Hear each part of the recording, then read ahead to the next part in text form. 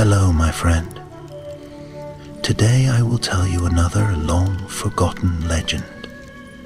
Close your eyes and let the magic transport you to Middle-earth. Our journey begins.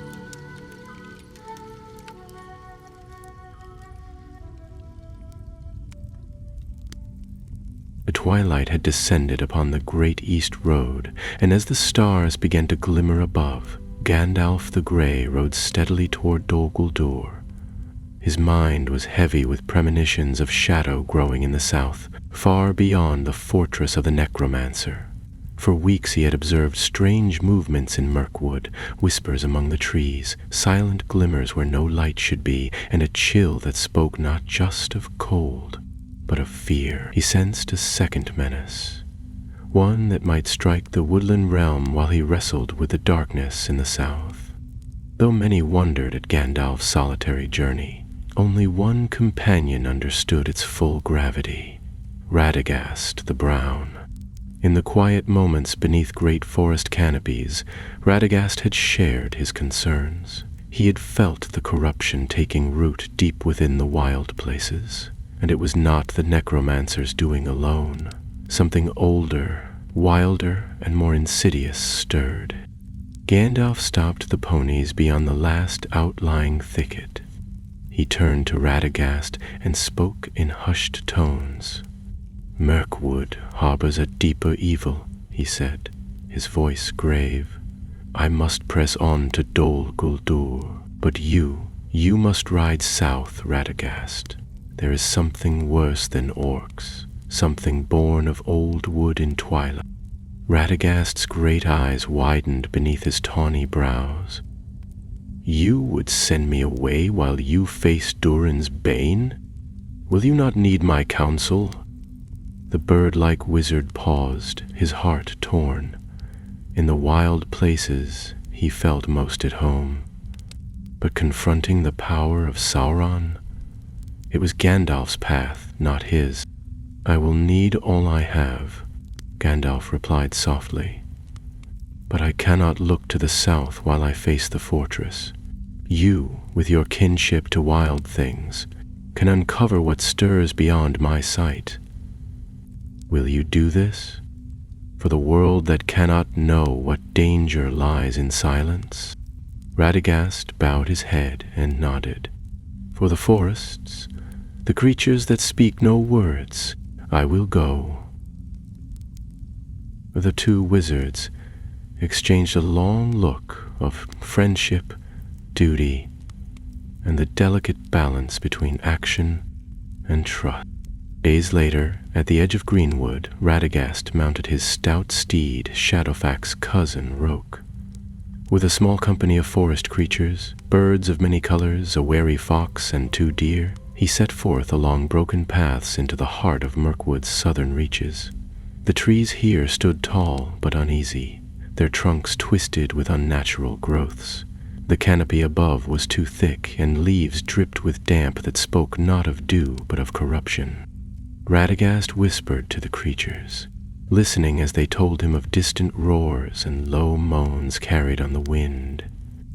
What had once been a kingdom of woods now trembled under some nameless fear. The birds shivered, the deer stamped at shadows curled beneath gnarled roots, and above it all the wizard felt a mournful sadness, as though the trees themselves cried out in pain. One evening, as they followed a narrow green lane lined with tangled undergrowth, the fox halted, ears pricked, a distant snapping of branches, a breath left in the air. Radagast signaled for silence. Rock stood still. The birds clung to his cloak, quiet as midnight. The forest, once rich with life, seemed hushed and void.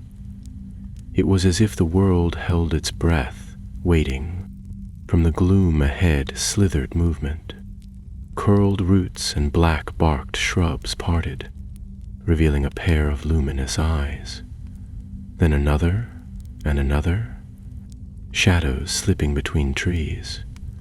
Not orc nor goblin, but creatures of a darker making. They moved with unnatural grace, limbs bent at impossible angles. Radagast recognized them from old tales, shadow beasts that feed on sorrow, bred of terror and twilight. Their mouths opened, too wide, and hissed a sound that stung the mind. The fox yelped and dashed back, birds scattered in panic.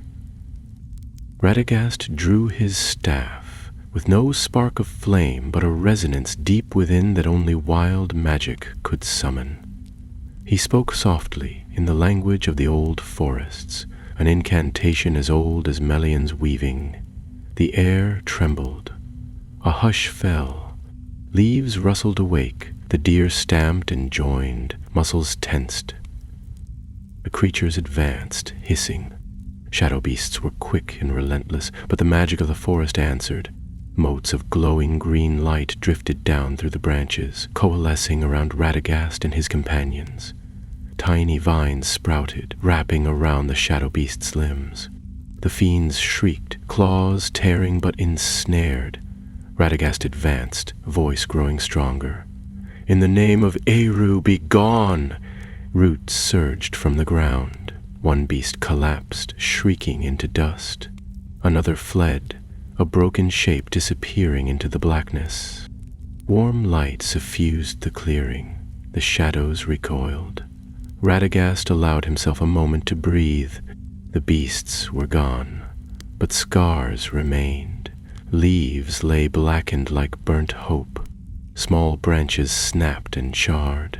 The forest whispered its gratitude, mourning what had been lost. Later that night, resting at the base of a mossy oak, Radagast pressed his staff into the earth and listened. The forest spoke of more than beasts. It spoke of something ancient, awakened by the malice in Dol Guldur, something that had been bound long ago, whose chains were now unraveling. Breglor, the ent of dark legend that Radagast had once glimpsed in an elvish scroll, an ent twisted by too deep mourning and too long solitude. The fox nosed Radagast's boot. The deer lay close, sighing. Radagast closed his eyes, resolve hardening. "I will face Breglor," he whispered, "for the sake of Greenwood and for my friend, who fights another battle that he knows nothing of." Thus began the hidden mission, one that would test his courage, his bond with the wild, and the strength of an ancient friendship between wizards. Radagast rose at dawn, though no sun pierced the canopy overhead. The forest was still dark, and the air was thick with dampness and the faint scent of rot. Moss clung to his boots as he stepped forward, staff in hand, listening to the subtle murmurs of the trees. They were restless. The battle of the previous night had stirred not only the beasts of shadow, but the deeper roots of the wood. Something ancient and brooding had felt the disturbance and was beginning to awaken. He traveled southward, deeper into Mirkwood, where few dared tread. The land grew stranger as he passed into the forgotten glades and groves. The trees here were older, many of them silent now, their spirits long faded. Still, there were voices in the leaves, broken whispers that spoke of a great being stirring from slumber. The birds flew no further. Even the deer, once brave, turned back. Only the fox remained, padding silently at his side. By midday, Radagast reached a glade where once the Sylvan elves had sung. The place was abandoned now, the stone seats overgrown, and the small pool at its center choked with brambles. He knelt beside it, brushed aside the ivy, and gazed into the water. What stared back was not his reflection, but flickers of vision, half-formed images of limbs like gnarled trunks moving through shadow, and eyes glowing dimly from the dark. The visions faded, and the water lay still once more. He did not speak aloud, for something in the air warned against it. The silence of the glade was not peaceful, it was heavy, as though sound itself feared to stir the ancient thing beneath the earth. Radagast stood, brushing moss from his robes, and continued on. The path wound downward now, following a dry stream bed that had once carried water from the gray mountains. Bones lay scattered along the trail, animals mostly, though a few were larger than any deer. Something was hunting here, something not of the usual kind. Radagast moved more cautiously, eyes sharp beneath his hood. That night, as he camped beneath the twisted boughs of an old willow, the wind brought him a voice, not in words, but in feeling. Sorrow endless and deep, steeped in bitterness and solitude.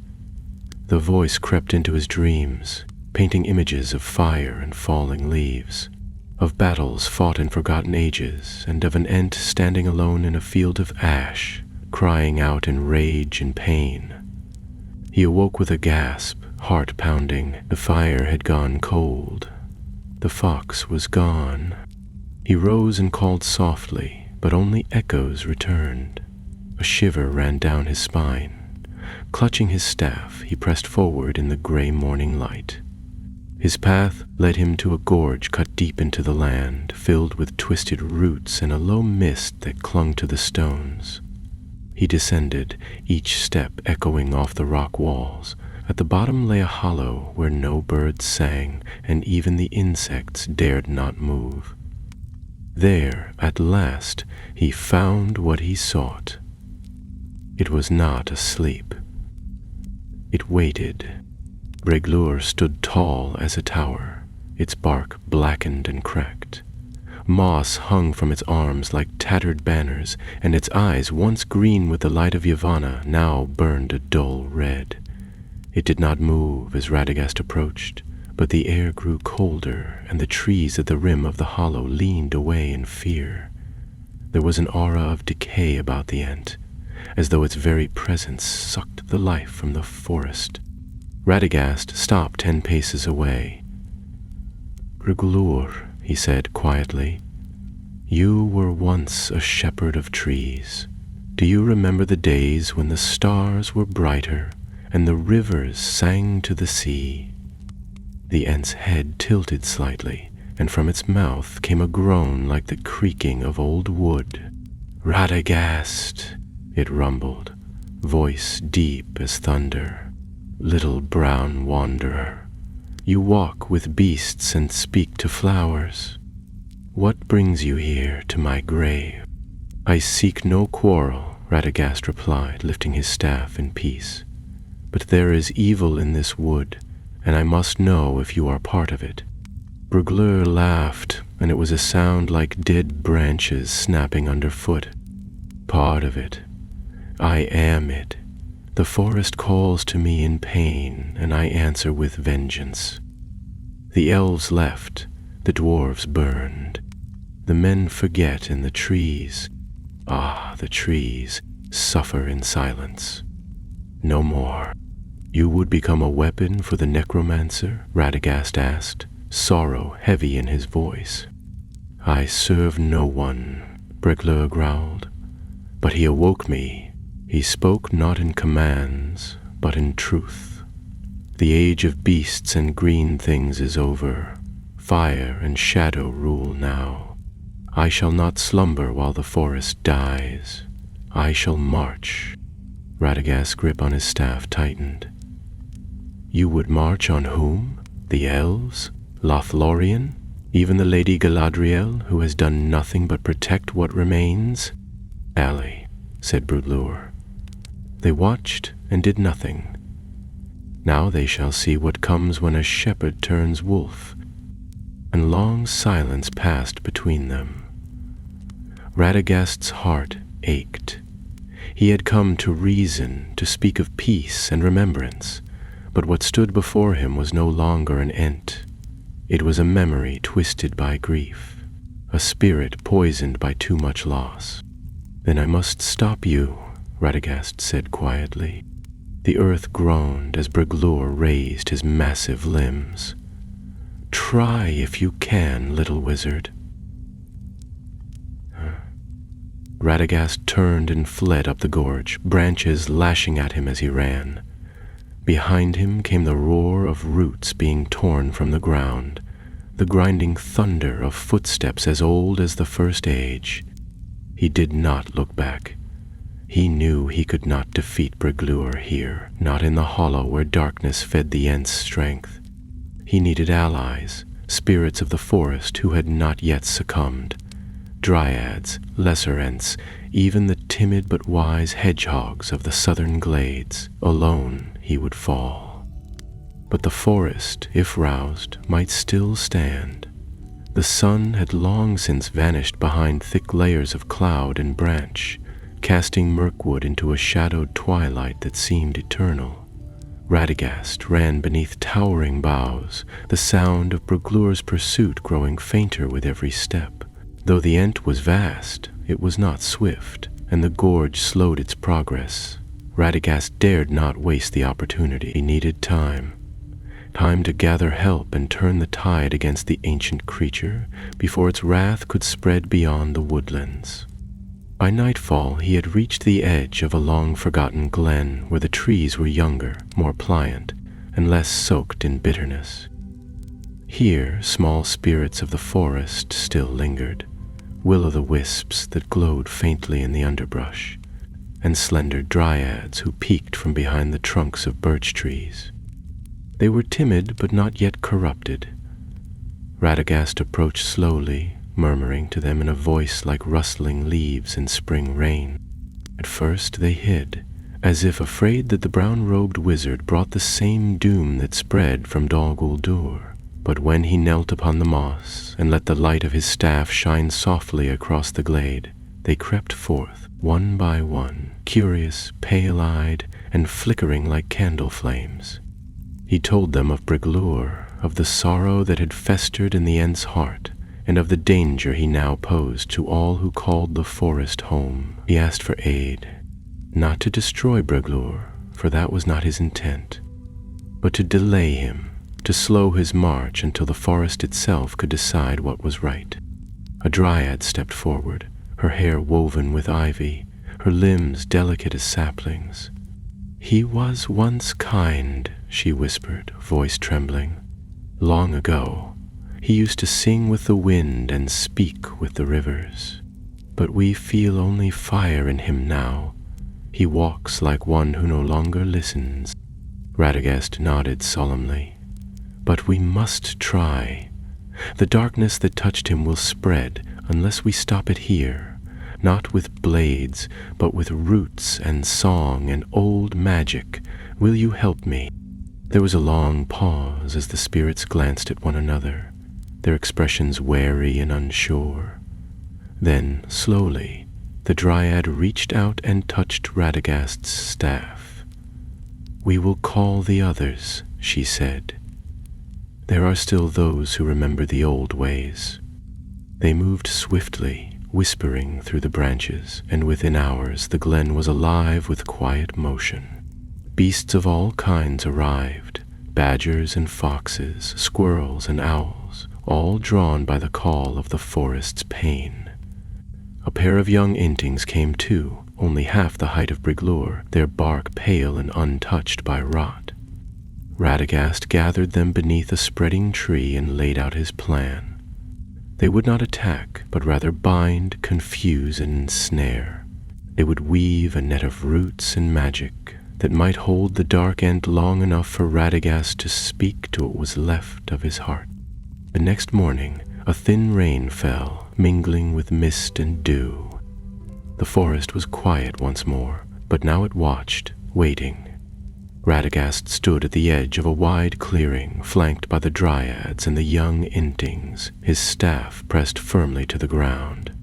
The creatures of the glen had taken their places, hidden beneath moss and behind stones, waiting for the signal. The earth trembled. Briglur had returned. He stepped into the clearing with a thunderous groan, bark splitting along his arms as he moved. His eyes blazed like coals. He did not speak. He did not hesitate. He raised one great arm and struck a nearby tree, reducing it to splinters. Radagast stood firm. "Breglor," he shouted, his voice echoing through the glade, "you are not alone in your pain, but you will be if you do not stop this madness." The Ent paused, momentarily stilled by the sound of his name spoken with compassion. Then he advanced, slower now, gaze locked on the wizard. Roots began to rise from the earth, dryad-crafted tendrils, old and strong, wrapping around his limbs. He roared, and the sound split the air. Birds took flight in panic. The roots held, but barely. Radagast stepped forward.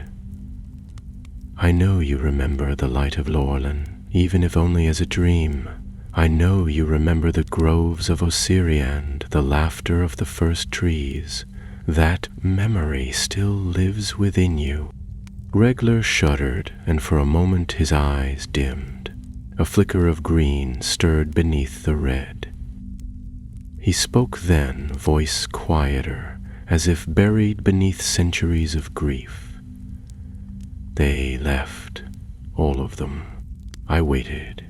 I waited until I was stone and dust, and they never returned."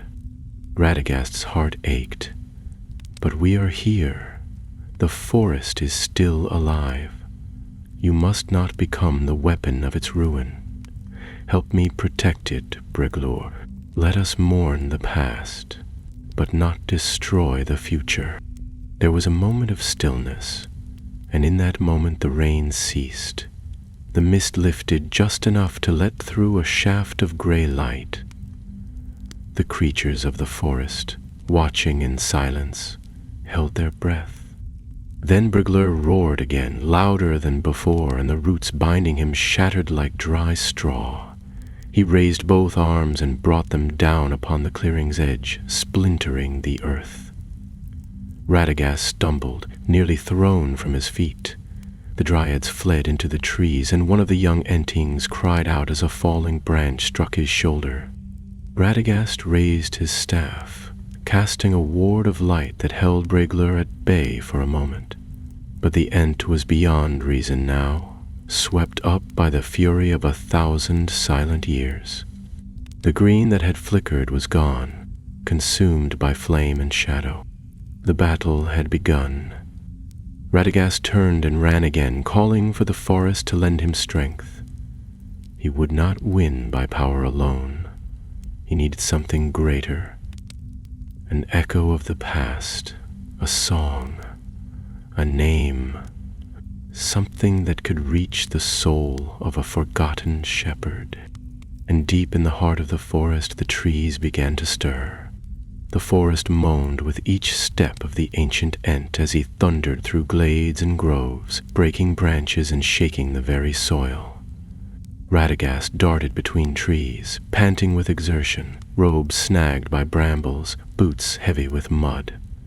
His magic flared and flickered with each pace, pulsing from the tip of his staff like a beacon calling out to the wild. But he knew the truth now. Breglor would not be slowed by vines or roots, nor soothed by soft words alone, not any more. What he needed was not more power, it was memory. Somewhere in this forest, someone or something still remembered the Ent as he once was. Not a monster of ash and fury, but a guardian of saplings, a singer of river songs. The dryads had said as much. Radagast had seen it flicker in Breglor's eyes. But that flicker was buried deep now, choked by centuries of bitterness. He would need a key to reach it. He turned north, toward the part of the forest known in old maps as the Eaves of Dorfalion, a place untouched by men or orcs, where the air still held the faint scent of stars and starlight. It was said that the eldest trees stood there, the ones who had whispered with the elves before they vanished across the sea. If anything remained that could break through to Breglor, it would be found there. The journey was long and the ground treacherous. Mirkwood twisted and resisted his path. Vines tried to mislead him, turning him in circles. Stones shifted underfoot. Even the animals grew quiet. But Radagast pressed on, guided by the soft thrum of ancient magic that pulsed beneath the roots.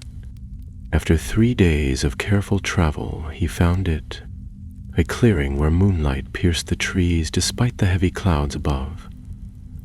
The air shimmered faintly, and the trunks around the glade gleamed silver in the half-light.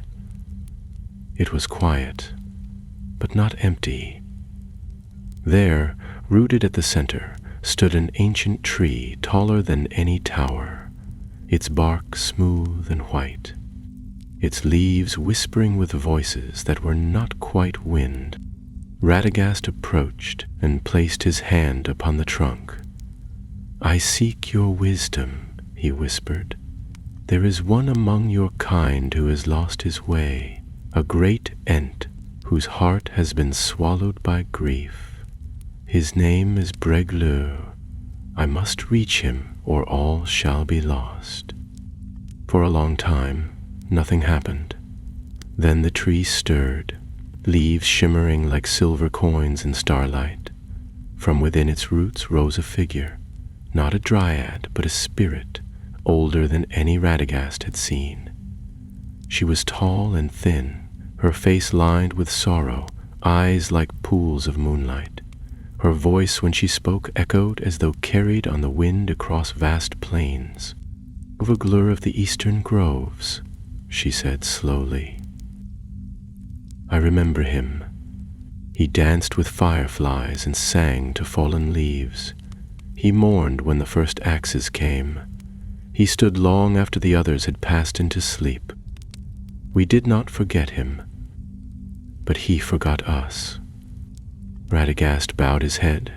"He believes the world abandoned him, that the forest's suffering is a betrayal. He would make war on all who yet live." The spirit's gaze drifted toward the sky, as if seeing something far away. "His pain is deep.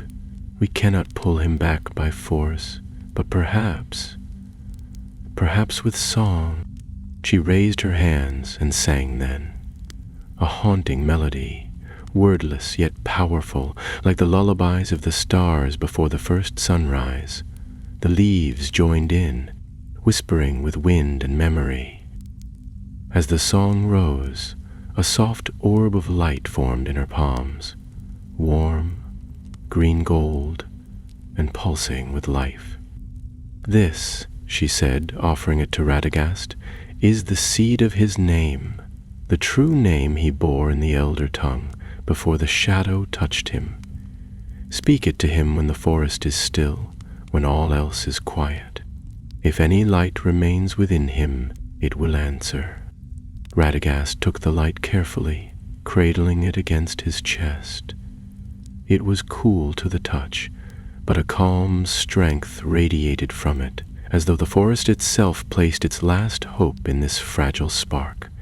He bowed deeply. "Thank you. I will not fail." He departed before dawn, moving swiftly now. The forest seemed to part for him, the trees leaning aside, the roots steady beneath his boots. Birds returned to guide his path, and even the fox reappeared, trotting ahead with quiet urgency. When he returned to the glade where Breglur had broken the earth, it was deserted.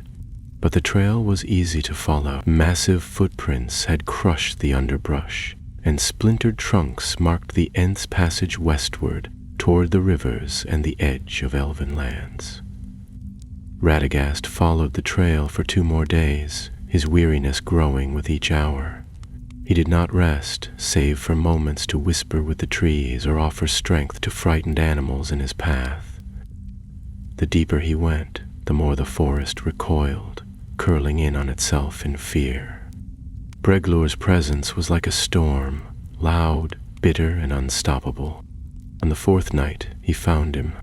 Breglur stood upon the banks of a slow-moving river, its surface choked with broken branches and leaves. His arms hung at his sides, bark cracked and steaming. Around him lay the wreckage of a grove, trees torn apart, roots ripped from the soil. He did not move as Radagast approached, only watched with those dull red eyes. Radagast stepped into the clearing and raised the orb of light. "Breglur," he said, voice steady but low, "you have forgotten your name." The Ent's gaze flicked to the light. For a moment he said nothing. Then he took a step forward, the earth trembling beneath his weight. Radagast continued, "You were not born in hate. You were born in song. I carry that song with me now. Let me remind you."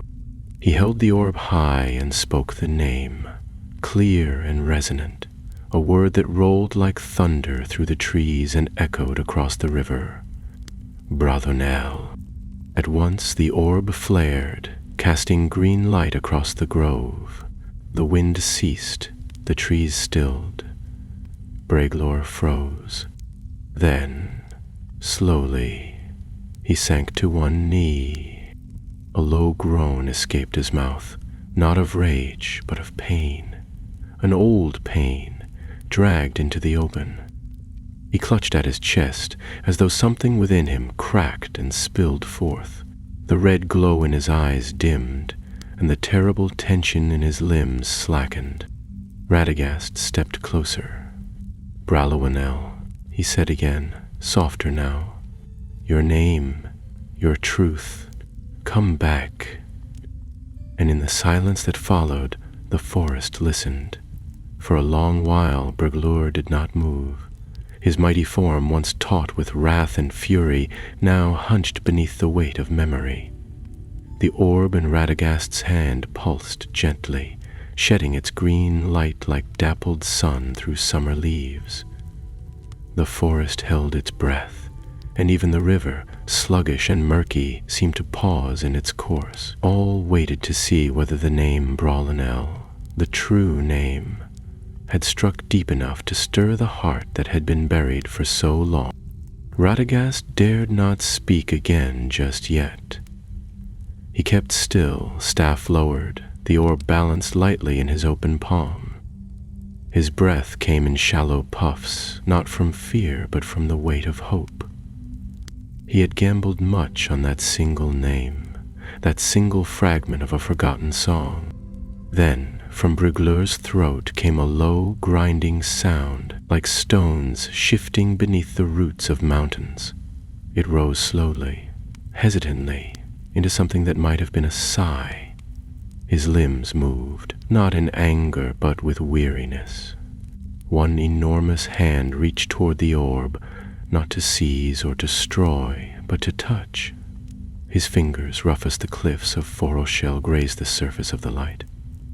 When they did, the orb dimmed and vanished like mist in sunlight. Stillness followed. Breglur lowered his arm, and with it his head. "I remember," he said, voice broken and slow. "I walked beneath stars that no longer shine. I sang with trees that have turned to ash, my grove gone." "They are not gone," Radagast said gently, stepping closer. "They are changed, and some are waiting for you to return. The forest is still alive, Bralowanel. You are not its destroyer. You are its protector." Breglur turned his head, and his eyes, though still rimmed in red, no longer glowed with fire. Instead, they shimmered faintly with moisture. "The pain is so deep, the silence endless. I waited. I listened. No one came." "I have come," said Radagast. "And I am not the only one. There are still voices that remember your song, still roots that tremble at your name. Come back, not in wrath, but in strength. Help heal what remains. Help me keep the dark from spreading." Breglur's limbs moved once more, slowly straightening. The broken trees around them creaked and leaned, responding as if drawn to his presence. The river, long choked with debris, began to move again, carrying away the remnants of shattered boughs. For a moment, the grove breathed again, touched by something close to peace. But peace was a fragile thing in the shadow of Dol Guldur. Even as Briglur stood in silence, his great frame still bowed, a shudder passed through the ground, a tremor that did not come from him. Radagast turned sharply, his senses alert. The trees nearby twitched, leaves rustling in sudden warning. Far to the east, across the hills and beyond the forest's edge, something stirred. It was not Sauron himself, for he had not yet revealed his full form, but the necromancer's hand reached far, and his spies were everywhere. The air grew colder. The light faded. From the trees emerged shapes, swift and sinuous, figures clad in blackened bark and tattered moss, their faces twisted into snarling visages, neither holy beast nor holy spirit. Wraith creatures, born of sorcery and rot, dispatched to ensure Briglur's rage was not quenched too soon. Radagast spun his staff and drew a circle in the air, casting a ward of green flame around the grove. The first of the creatures lunged and was repelled, screeching in pain. Briglur looked up, confusion flickering in his face. "More?" he growled, voice rising. "You bring more war?" "They're not mine," Radagast called out, shielding his eyes from the brightness of his own magic. "They come to claim what you refuse to give, to chain you in shadow again. Fight them, Braloenal, not for vengeance, for the forest." The Ent roared, not in rage this time, but in defiance. With a great sweep of his arm, he brought down two of the wraiths, their forms dissipating into smoke and wind. Roots burst from the soil at his feet, snaring the others. The forest itself joined him. Trees groaned and twisted, vines lashed like whips, and the air thrummed with wild energy. Radagast's magic surged in answer, weaving light into the branches and turning leaves into blades of wind. But the wraiths were relentless. They howled and clawed, slipping through cracks and shadows, striking from behind and vanishing before a blow could land. Radagast staggered as one grazed his shoulder, a searing pain flaring beneath his robes. Another sprang from the trees, and only the timely sweep of Briglur's arm saved him from the final strike. The battle raged long into the night, and though they held the grove, Radagast knew it was not over. These wraiths were scouts, harbingers of a greater host. The necromancer had not ignored Briglur's awakening. He had counted on his fury, and now that fury had failed him. He would strike to reclaim the weapon he had nearly unleashed. As dawn crept over the horizon, painting the forest in faint gold, the last of the shadow creatures dissolved into nothing. Briglur stood tall once more, his bark scorched, his limbs trembling with exertion. Radagast leaned heavily on his staff, blood staining one sleeve, his face pale but determined. "We cannot stay here," he said, breathless. "The necromancer will send more. We must retreat deeper into the wood, to a place where his eyes do not reach." Regula turned slowly, gazing at the broken grove. "There are few such places left." "Then we will find one," Radagast said, meeting his gaze. "Together." And so they fled into the deeper forest, wizard and Ent, pursued by the lingering shadow. They did not know what waited ahead, whether they would find sanctuary or face yet another fight. But for the first time in many long years, Braloenal walked not as a lost relic of an older world, but as a guardian once more. The forest, wounded but watching, stirred with new purpose. And far away, beyond the poisoned borders of Dol Guldur, Gandalf the Grey stood alone at the gates of the fortress, unaware that his battle was not the only one being fought in the wilds of Mirkwood.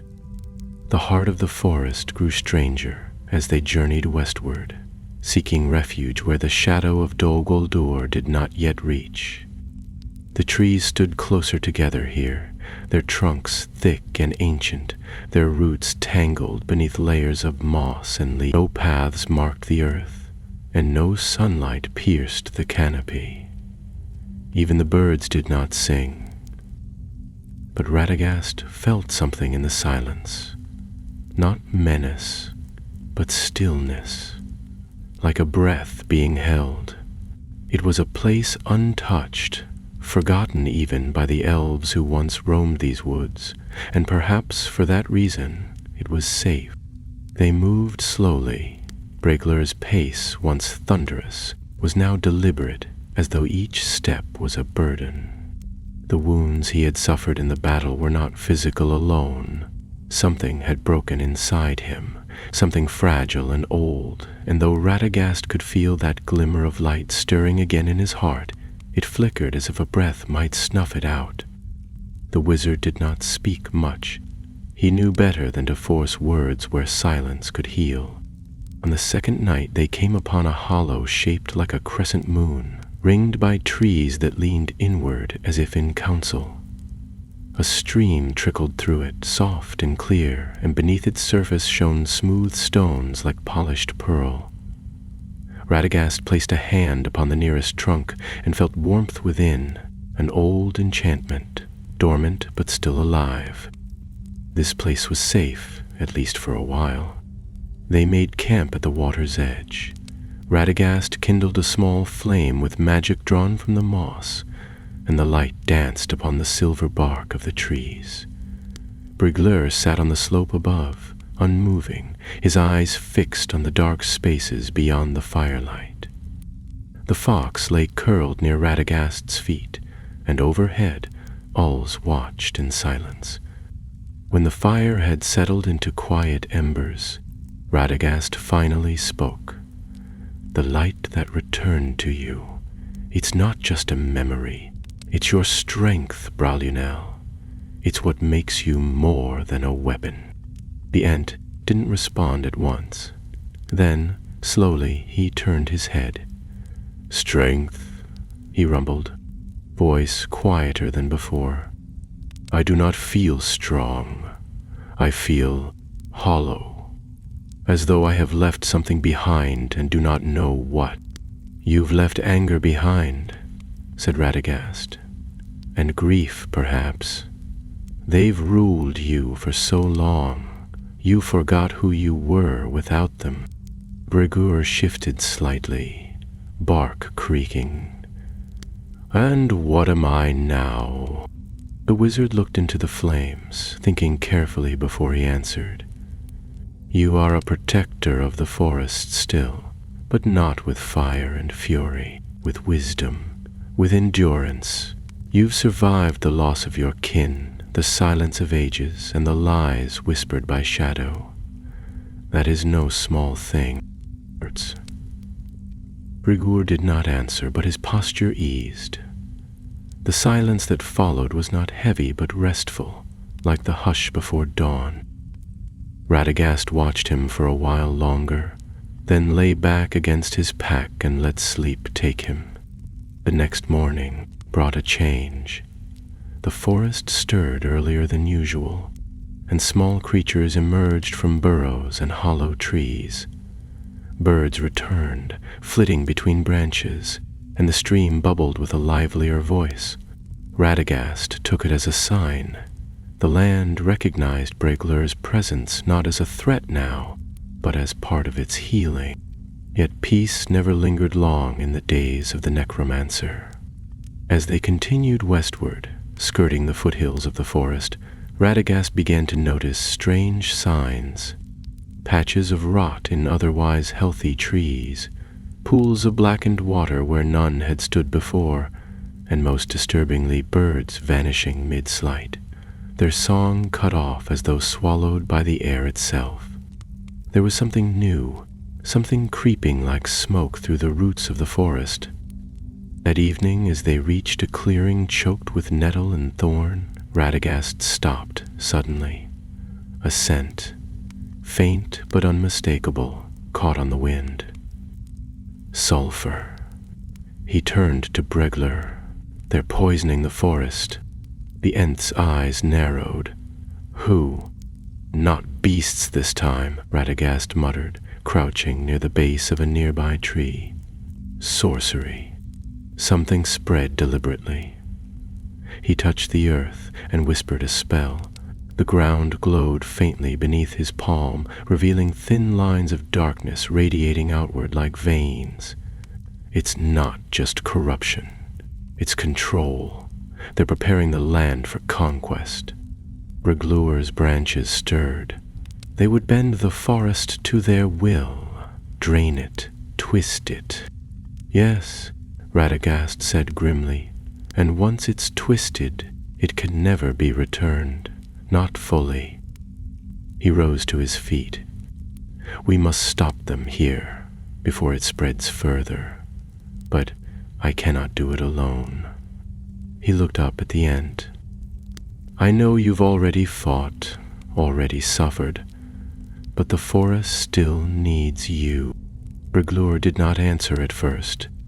Then he nodded once, slowly, like an old oak swaying in the wind.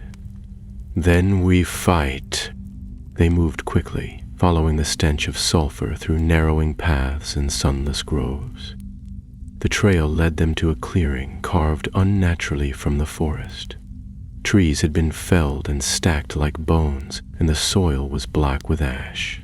At the center stood a small tower of stone, cracked and crude, but emanating a pulsing, sickly light. Around it paced hooded figures, robed in gray and green, their hands smeared with dark runes. Sorcerers. Men twisted by the will of Dol Guldur, drawing power from the land by force. Radagast whispered to Briglure, pointing toward the edge of the clearing. If I can disrupt the spell, their grip on the land will falter, but I need cover. Briglure nodded and vanished into the trees, his massive form moving with surprising grace. Radagast waited until he saw the first flicker of green eyes from the underbrush. Briglure was in position. Then he stepped into the clearing. The sorcerers reacted at once, turning to face him, raising hands that crackled with dark energy, but before they could strike, the trees behind them exploded into motion. Briglure burst forth, roaring, his limbs crashing through stone and branch alike. Radagast raised his staff and sent a pulse of pure light into the center of the tower. The structure shuddered, then collapsed inward, the runes flaring once and then fading to nothing. One of the sorcerers hurled a bolt of fire, striking Radagast across the shoulder. He cried out but stood firm, casting another spell that sent vines surging up to bind the attacker. Briglure stomped through the others, scattering them like leaves in a storm. When the last of the sorcerers had fled or fallen, the clearing was silent once more. Radagast sank to his knees, exhausted. Briglure loomed over him, his bark scorched, but his eyes calm. It is done, Radagast whispered. For now, Briglure replied, but more will come. Radagast looked up at him, his face pale but resolute. Then we'll be ready. And deep in the trees, the forest exhaled, grateful, wary, and watching. The night that followed their battle in the clearing was long and still, but not restful.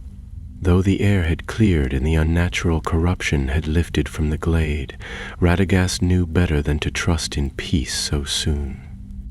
Darkness such as that did not retreat forever. It waited, gathered its strength in silence, and struck again when hearts had grown complacent. He did not sleep. Instead, he tended the wounds on his shoulder, cleaning them with stream water, and whispered spells that glowed faintly as they wove healing into flesh. The pain was tolerable, a steady reminder of what had been risked, and of what remained to be done. Briglure stood watch at the edge of the ruined clearing, his massive form motionless, his gaze fixed upon the path they had taken. His bark was charred in places, and one of his limbs bore a deep gouge where a sorcerer's blade of twisted shadow had struck him. Yet he neither complained nor rested, Something in him had changed. Radagast could sense it. He was not merely guarding their rear. He was thinking, perhaps even remembering. For an Ent, thought was not a fleeting spark. It was a slow, deep current winding through centuries. And now that current had shifted course. As dawn approached, pale and gray beneath the canopy, Radagast stood and made his way to the Ent's side. The light of the morning barely touched the forest floor, but the gloom was not as oppressive as it had been. Some small victory had been won, and the land knew it. He leaned on his staff and looked up at the great figure beside him. "Do you remember the name of the river that ran near your grove?" he asked quietly. Briglur didn't speak at once. Then, in a voice low and distant, he said, "Etheldwyn. The elves called it the Whispering Stream. I used to listen to it when the stars were clear." His eyes did not leave the trees beyond, but Radagast saw something softer in his face, something wistful. "Etheldwyn still flows," the wizard said. "Perhaps not as it once did, but the water runs, and the stars still shine above it. There were nights," Briglur said slowly, "when the wind would bring the smell of lemon flowers from the west. I would turn my leaves to it and remember the gardens of Valinor, though I never saw them myself." He shifted, the sound of creaking wood accompanying the motion. "I wonder now if I spent too long in mourning." "Perhaps," Radagast said, "but even in mourning you stood, and now you fight again, not to destroy, but to protect. That's more than most can say." Briglur turned his head slightly, meeting Radagast's gaze for the first time that morning. "I will not fall again. If they come, I will stand." Radagast nodded, heart swelling with something close to pride. Then he reached into his robes and withdrew a small crystal vial filled with pale blue light. "This is water from Nimrodel," he said, "a gift once given to me by an elf who walked the starlit shores. If ever the poison of shadow touches you again, drink from it." Briglur took the vial gently, cradling it between massive fingers. "I will keep it safe." They set out again before midday, heading now for the hills that marked the western edge of Mirkwood. Radagast had received no message from Gandalf since they parted ways, but he sensed the time of their missions was drawing to a head. Whatever was brewing in Dol Guldur would soon erupt, and the strength of the Free Peoples would be tested in full. He only hoped his part, this secret war in the trees, would be enough to prevent a blow from striking where none expected it. Their journey was slower now, both because of caution and because Briglur insisted on repairing the damage where he could. When they passed a grove stricken with rot, he would bend to touch the earth, whispering in a voice like rustling branches. Vines would twist from his fingertips and wrap around the afflicted roots, drawing the poison out, leaving behind clean soil and a chance for rebirth. Radagast watched these moments with quiet awe. The forest was mending, not quickly and not everywhere, but it was mending. On the fourth day of travel, they reached the old stone road, a path long abandoned, covered in moss and broken cobbles, but still visible to the trained eye. Here the trees stood a little farther apart, and the air held the tang of approaching hills. The fox scouted ahead, darting between stones, ears perked for danger. Radagast sensed tension rising. Something was near. Not the creeping rot of before, but a different kind of presence, watchful, intent. They paused beneath a leaning oak, and Radagast whispered to the fox, who disappeared into the underbrush. Moments later it returned, tail flicking urgently. Radagast turned to Briglur. "We're not alone. Stay close." They continued cautiously, Radagast keeping to the edges of the trail, Briglor moving with surprising quiet for his size. Then ahead, a flicker of movement, a shape half glimpsed between trees. Radagast lifted his staff and spoke a word of light. A narrow beam shot forward and revealed a figure cloaked in brown and green, standing tall with a bow in hand. Another stepped into view behind her, and another still to the right. Elves. Woodland elves, armed and wary. The first lowered her bow slightly but did not approach. "Radagast the Brown," she said, her voice cool and clear. "You walk with strange company." "I walk with one who was once your ally," Radagast replied. "An ent of old returned from the brink." More elves emerged, 6 in all, and surrounded them with caution rather than hostility. The leader, a tall elf with dark eyes and silver-threaded hair, stepped forward. "We have seen the smoke, the sorcery, the trees crying out. What is happening in these woods?" Radagast hesitated only a moment. "A great evil stirs. You know of Dol Guldur's shadow, but not all his schemes. He sought to twist the forest itself, through pain, through grief. This one," he said, gesturing to Briglor, "was to be a tool of that design, but he is no longer theirs. He stands with us." The elves murmured among themselves. The leader's gaze fell on Briglor, and though his face revealed little, Radagast sensed his unease. "It is rare," the elf said at last, "for one who falls to shadow to return." "Rarer still," Radagast agreed, "but not impossible." The elf studied them a moment longer, then gave a short nod. "You should speak to our captain. He waits near the Southern Watch. He would want to hear this with his own ears." Radagast inclined his head. "Lead on." And so they followed the elves into the deeper woods, toward the southern watch posts where the woodland realm kept its final line of vigilance. The shadow was not yet gone, but it had been turned back, and now, at last, allies stirred who might tip the balance of the coming war. The elves led them through winding woodland paths known only to those who had walked the forest since the firstborn days. Radagast followed without question, his staff tucked beneath his cloak, and his senses attuned to every tremor and whisper in the trees. Briglor, though massive and ill-suited to the narrow elven ways, made no protest. He moved with a dignity that surprised even the elves, who glanced over their shoulders, murmuring in their lilting tongue, uncertain whether to trust the Ent or fear him.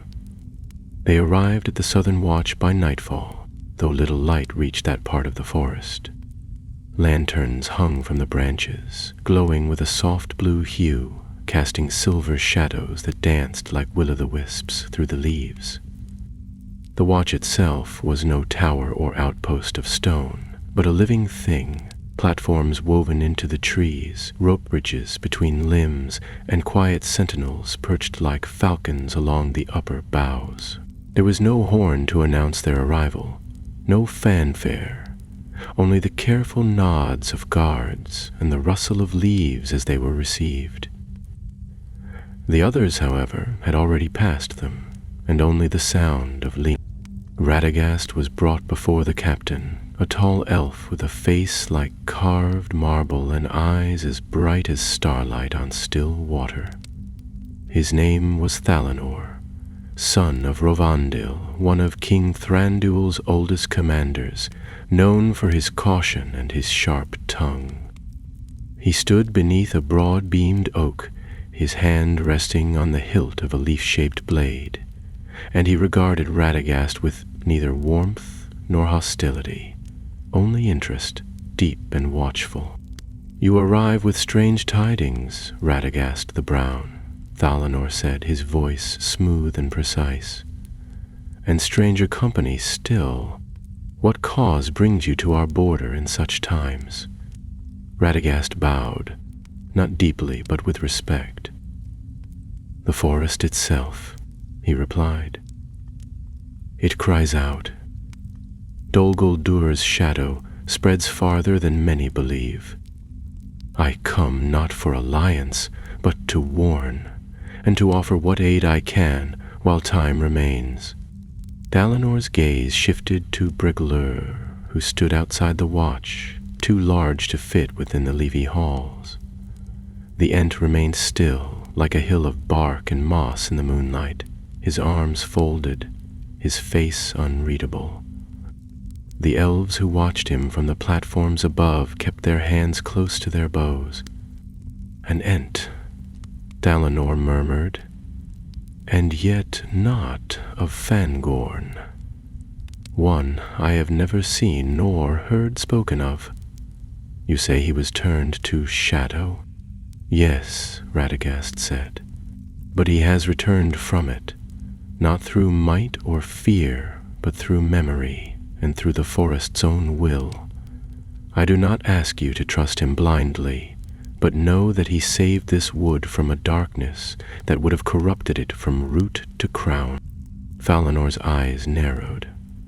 "The sorcerers," he said, as though testing the weight of the word. "We have seen signs, tainted springs, birds that drop from the sky. We thought it an echo of the fortress, not a plan in motion." "It is no echo," said Radagast. "It is a spear aimed at your heart and mine. Gandalf faces the necromancer even now, alone.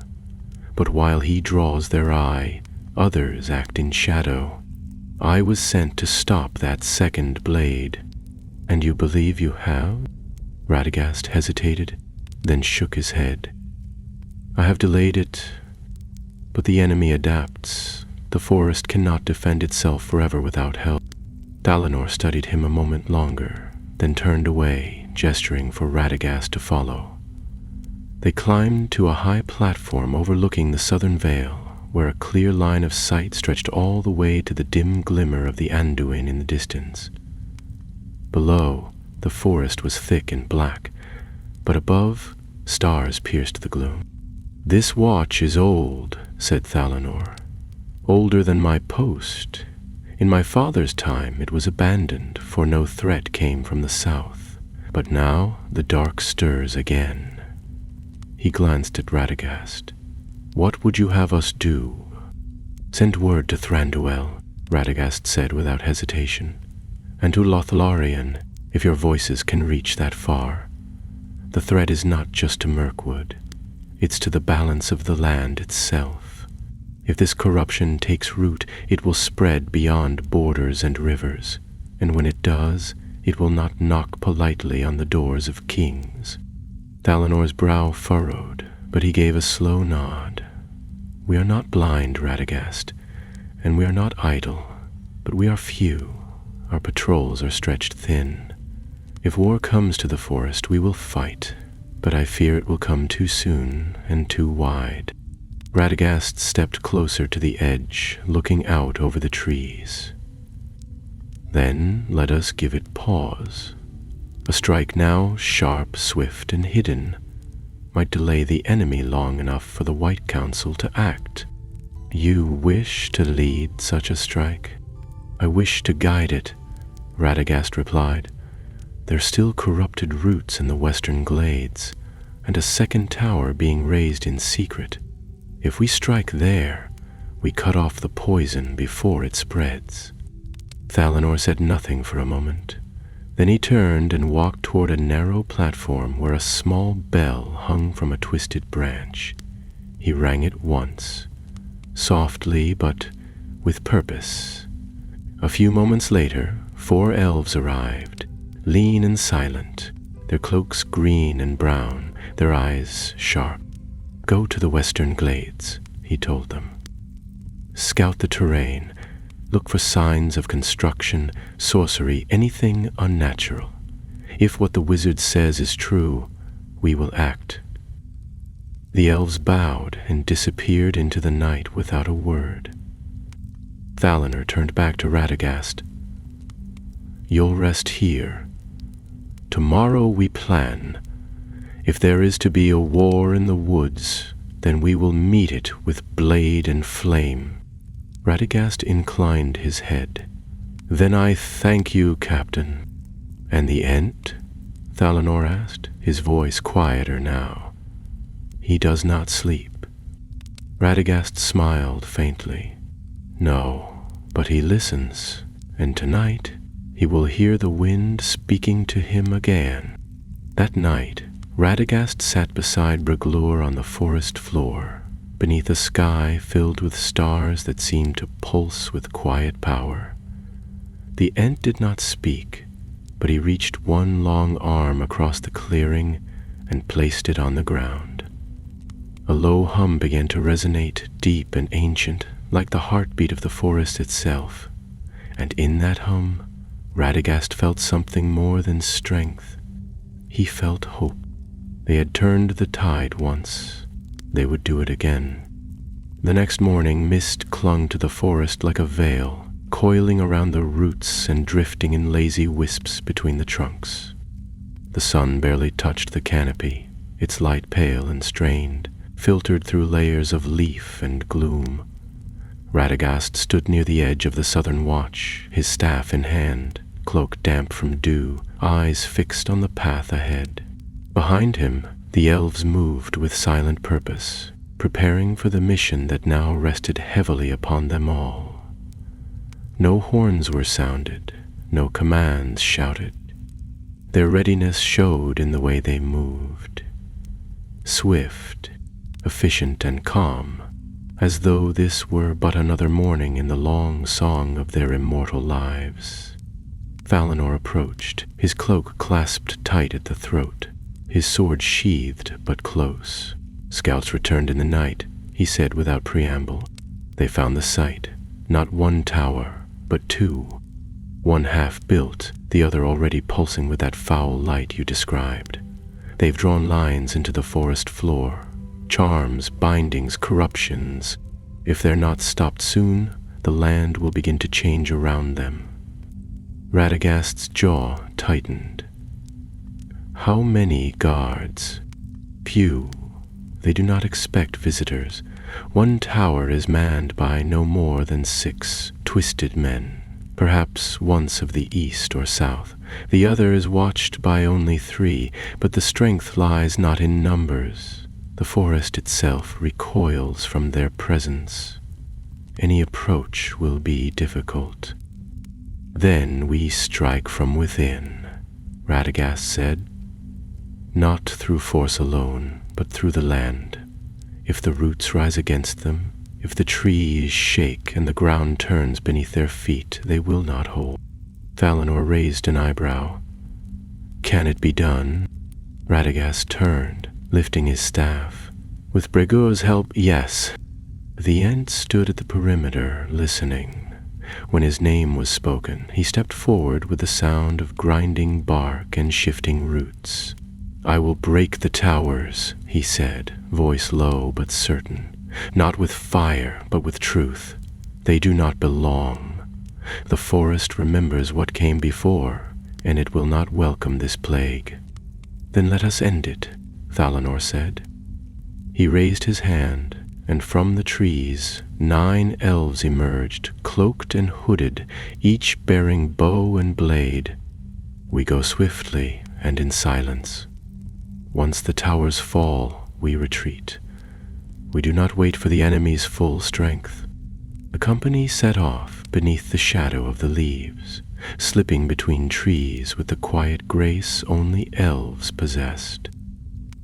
Radagast followed behind Thalanor, his staff faintly glowing, guiding them toward the first tower. Briglur moved alongside them, his step surprisingly light, his form shrouded by low mist and the forest's own welcome. No birds sang, but the wind whispered in the high branches, and in that murmur, the trees seemed to rally around them. They reached the first tower before midday. It rose from a clearing like a broken tooth, its base wide and squat, its peak hunched with crooked stone. A foul green light flickered from slits in the walls, and the air stank of ash and damp. 2 guards stood near the entrance, armed with black-bladed spears, their eyes empty and clouded. They did not speak, did not move, as though they were no longer truly men. Radagast crouched behind a fallen log, signaling to Thalinor. "If we take them by surprise, we can disrupt the wards. I'll go first. When I signal, you follow." Thalinor gave a curt nod, and Radagast rose, staff in hand, and stepped into the clearing. The guards turned, but before they could react, the wizard struck the ground with his staff. Light surged in a pulse, rippling through the soil like water. The tower groaned, stone shuddering as roots burst from the earth, coiling around its base. One guard raised his spear, but Radagast flicked his staff again, and a gust of wind flung him backwards into a knot of thorns. The elves moved in, swift and silent. Arrows struck true, the second guard collapsed, and within moments the clearing was still. Berglur stepped forward then, lifting both arms. His voice rose, deep and powerful, not in speech, but in song, the old language of trees, rich and low like thunder beneath the earth. The roots surged higher, cracking the tower's foundation. Stones split, the upper level tipped. With a great crash, the tower fell, crushed by the very forest it had tried to enslave. No time was wasted. They turned at once, moving through the trees toward the second site. The path narrowed, choked with undergrowth and webs. The air grew heavier, charged with magic. Radagast could feel it, a pressure building, as though the forest itself held its breath in fear of what lay ahead. When they reached the second tower, it was worse than he expected. This one pulsed not with sickly green, but with a deeper glow. Violet, like bruised skin, like poison sunk deep into the land. The structure was taller, more stable. Runes glowed along its sides, pulsing in rhythm with a heartbeat that was not their own. At its base, a stone circle had been carved into the forest floor, and within it stood a figure cloaked in gray, chanting softly, arms raised. "A sorcerer," Thalinor whispered, "one of Sauron's true disciples." Radagast's mouth set in a firm line. "We'll need more than arrows for this one." He turned to Berglur. "Can you break the circle?" The Ent nodded once. "I will try." Radagast stepped forward again, and this time he did not hesitate. He raised his staff high and sent a burst of light toward the tower. The chanting stopped.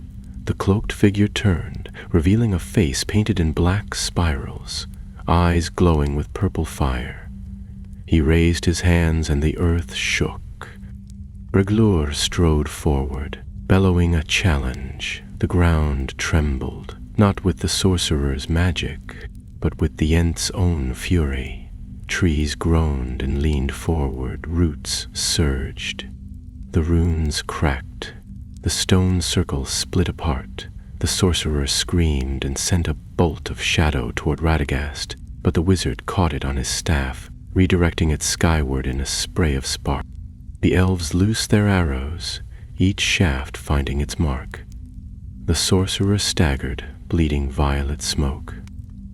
Berglur brought his arm down, smashing the base of the tower. Stone exploded. The tower collapsed. Silence fell. Radagast stood panting, smoke curling from his sleeves, eyes fixed on the ruin. Thalinor lowered his bow and stepped beside him. "You were right," he said softly. "This was no echo. This was a blade. And now it's broken," Radagast replied, though he did not smile. For now, behind them, Berglur stood tall, his bark scorched, his limbs trembling slightly. But his eyes were clear, even as the tower crumbled into the mossy floor and the sorcerer's last breath vanished on the wind. Radagast knew their work was not done. Victory, though real, was never complete when shadow was involved. It lingered in roots and stone, seeped into hollow places, and waited for days when watchfulness faltered. Still, as he stood among the ruins, the heavy scent of burnt magic rising from the soil, he allowed himself a moment of stillness. The land had been spared, barely, but spared. Valinor moved through the wreckage with the wary grace of a panther, inspecting the shattered runes and collapsed stone with practiced eyes. He was powerful, the elf murmured, crouching beside the broken altar. Not one of the 9, but close in spirit. His death will not go unnoticed. It was never meant to be quiet, Radagast said, brushing soot from his robe. Sometimes a shout in the dark buys more time than 1,000 silent steps. Briglur stood nearby, half silhouetted against the trees. His bark was split in places, one arm scorched, but his posture remained strong. Radagast looked up at him and gave a nod. "You did well. The forest owes you more than it will ever say." "I do not seek thanks," the Ent replied slowly, his voice heavy with the resonance of old stone. "Only rest. You'll have it soon," Radagast promised, though he felt a twinge of doubt even as he said it. There was something in the air now, something wrong, not the press of dark magic, nor the foul chill of the Nazgul, but silence, the unnatural kind, thick and expectant, as if the forest itself held its breath. The fox, who had watched the destruction from a distance, slunk forward and circled Radagast's feet, ears flat. Its nose twitched once, twice. Then it gave a soft, urgent whine. Radagast stiffened and turned slowly toward the trees. From the eastern shadows they came. At first it was only a sound, barely audible, like the clink of distant chains, the rustle of cloaks against stone. Then shapes emerged from the gloom, tall and thin, wrapped in gray veils, faces hidden. Their presence bent the air around them, made leaves curl and branches shudder. The light that had once glowed softly through the canopy flickered and dimmed. Radagast's heart sank. But Nazgul, they did not speak nor draw weapons. They only moved, gliding over the earth as if it held no weight for them, as if the land itself shrank back from their touch. Behind them the trees wilted, the shadows grew deeper. Valinor reacted first. He drew his blade, its silver edge catching the last of the natural light. The other elves followed suit, forming a loose line in front of Radagast and Briglur. Their faces were calm, but the tension in their limbs betrayed them. Elves had long memories, and every one of them knew what approached. Radagast raised his staff and stepped forward, planting it into the earth. "You shall not claim this place," he said, voice firm. "Your poison ends here." The Nazgul halted, as if listening. One of them raised an arm, and for a moment Radagast thought it might speak. But instead, it released a sharp cry, a piercing wail that split the air like a blade. The forest echoed with the sound, birds fleeing, animals diving into burrows. The ground quivered, the trees leaned away. Then they attacked. The elves held fast. Arrows flew, blades rang, spells flared. Radagast summoned roots from the earth, twisting vines that struck like serpents. Briglur roared and brought both arms crashing down, sending shockwaves through the ground. One of the Nazgul staggered, but none fell. Their forms twisted with shadow, half real, immune to many weapons. Only pure light, pure memory could wound them now.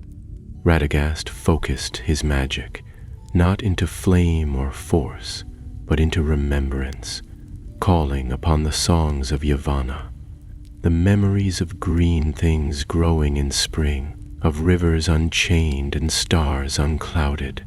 His staff blazed with golden white fire, and he struck it against the earth.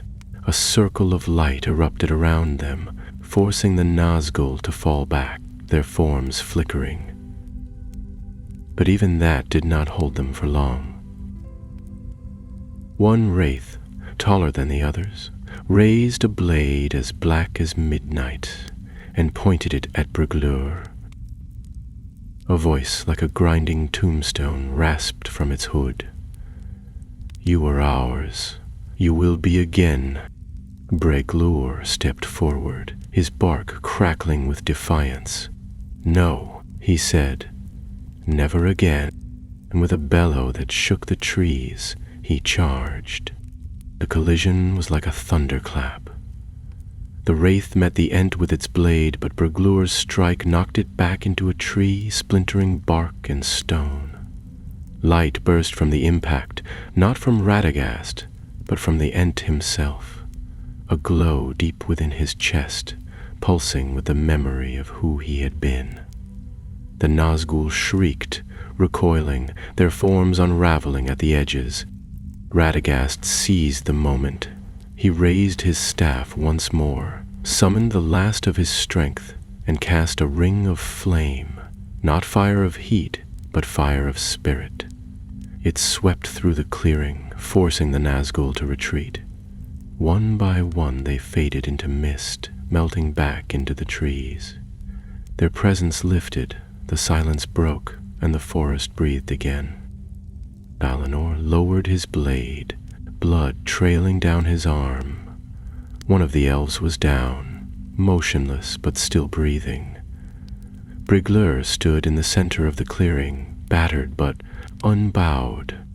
Radagast leaned on his staff, heart pounding, limbs trembling.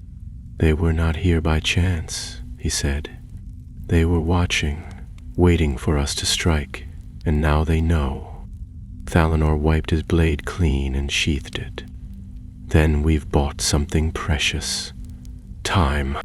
Radagast nodded. "We must return to the Watch. Send word to Galadriel, to Elrond, to the Council. They must know what walks in these woods, and what stands against it," Valinor added, glancing at Brigleur. Together they turned west, the shadows thinning with each step, though Radagast knew they would not be gone for long. The war for the forest had begun in earnest, and while Gandalf faced darkness at Dol Guldur's gates, it was here, in the heart of the wild, that another fire had been lit. They made their way back toward the southern watch in grim silence, the trees bowing low above them as though mourning the wounds inflicted on their kin. The ground still trembled faintly from the passing of the Nazgul, and even the usual hush of the forest was now laced with unease. Radagast limped slightly, leaning harder on his staff than before. His magic had not failed him, but it had cost him dearly. The fire he had summoned was of the old kind, drawn from the heart of Arda itself, and it left his limbs aching and his thoughts slow. Yet he pressed on, step by step, his mind already turning to what must come next. Brigleur walked beside him, silent as ever, but no longer slouched. There was strength in the way he carried himself now, wounded but resolved. The light that had burst from within him during the battle with the Nazgul still lingered faintly in his bark, like the last glow of twilight on the mountains. It was not the raw fury of old trees awoken, nor the corrupted blaze he had once borne. It was quieter, steadier, and it hummed with life. Valinor led their small company, his cloak torn and one sleeve dark with dried blood, though he bore himself as if untouched. The elf's eyes were watchful, but not cold. Now and again he glanced back at Radagast and the Ent, and though he said nothing, his face was no longer full of doubt. That alone gave the wizard hope. They reached the watch near nightfall. Lanterns flickered once more in the trees, and soft voices greeted them.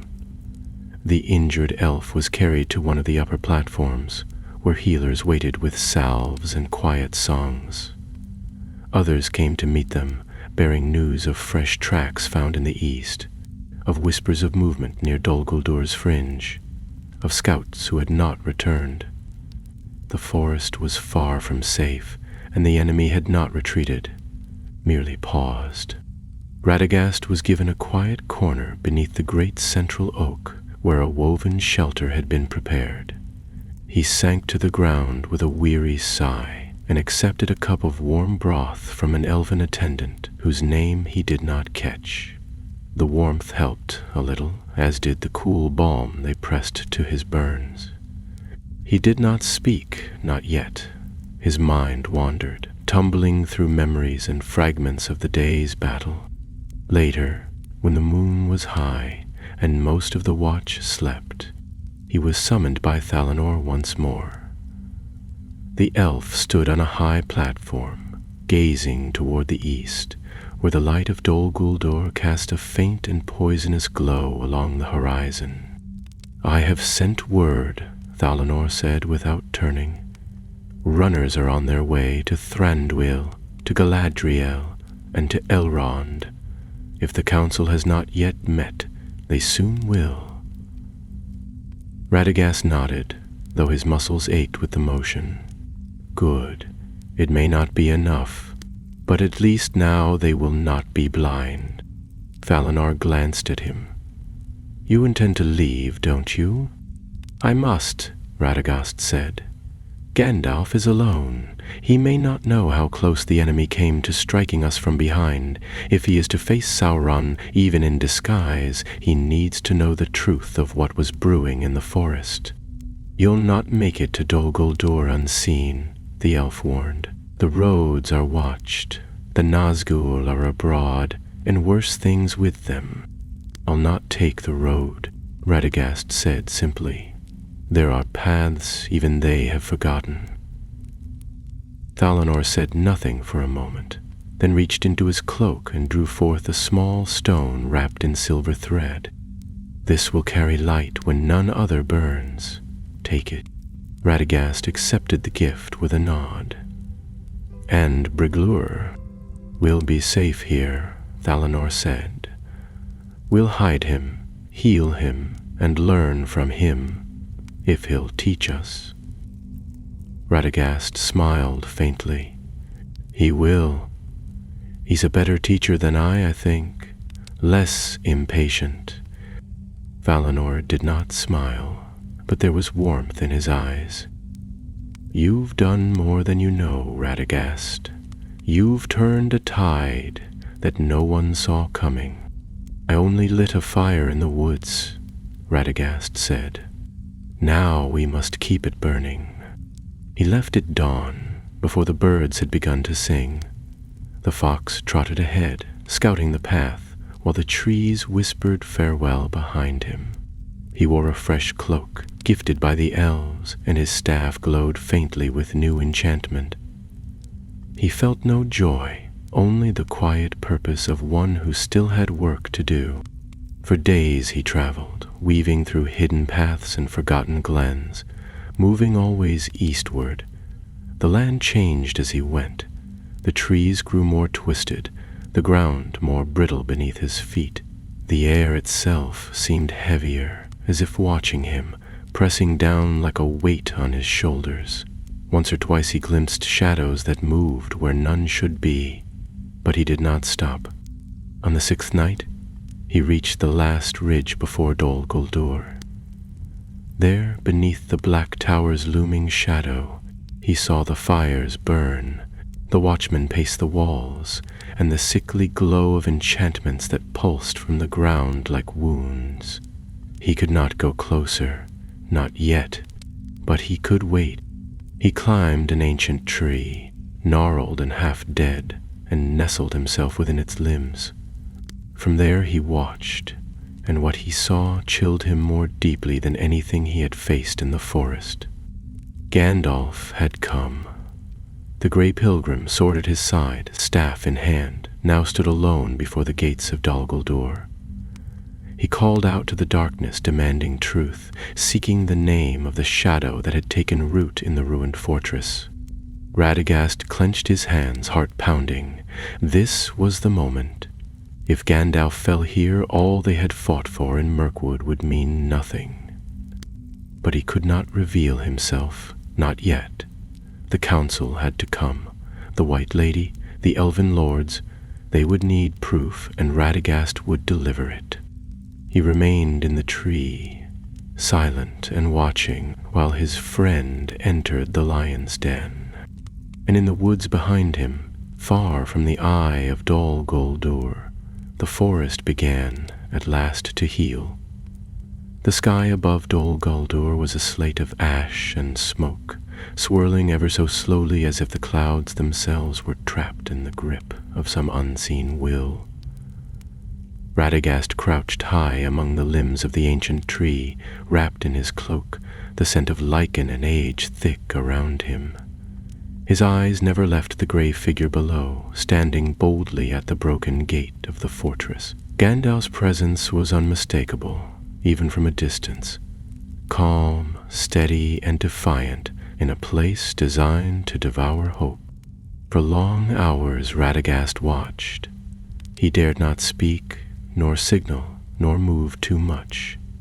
His magic would surely betray him here, too close to the corrupted roots of the fortress. He trusted Gandalf's plan, and yet his heart clenched with every shout that echoed from the walls, every shriek that rose from the unseen pits beneath Dol Guldur. The fortress pulsed with dark power, like a wound festering beneath old stone. If Sauron, the necromancer, revealed himself fully, then even Gandalf might not return. Radagast's thoughts turned to the council. Wise Elrond, proud Thranduil, mighty Galadriel. They would need to act soon. The danger was no longer hidden. The towers had fallen, the corrupted forest burned, and the servants of the enemy had fled. But the threat was not vanquished. It had only drawn breath for a greater strike. And so he waited. On the second night, Radagast left the tree only once to fetch water from a spring concealed beneath ivy and bramble. There, in that narrow glade, a soft voice greeted him. Not speech exactly, but a feeling, a flicker of recognition from the land itself. A fox appeared again, trotting down the slope with ears perked, eyes bright. It made a soft noise, then darted behind a bush. Radagast followed carefully, brushing aside thorns until he reached a hidden stone, smooth, flat, and carved with a rune of the forest. He placed his hand on it. The message came not in words, but in image. A clearing deep within Mirkwood, bathed in gold and green, where Braglur stood beneath the trees. He was healing, teaching. Already saplings rose around him, and animals gathered without fear. The forest was remembering itself. Radagast closed his eyes, relief washing over him like warm rain. One fire had been lit. Now others must follow. He returned to his post with renewed strength. By dawn on the third day, the gates of Dol Guldur opened. Radagast gripped his staff tight, heart thudding. Through the smoke he saw Gandalf, battered, walking slowly but upright. Behind him came others. A shadowy shape lingered in the gate's mouth, tall and terrible, but did not cross the threshold. The confrontation had happened. Words had been spoken, power tested, but the battle had not begun. Not yet. Radagast slipped from the tree and began to move. He would not reveal himself now.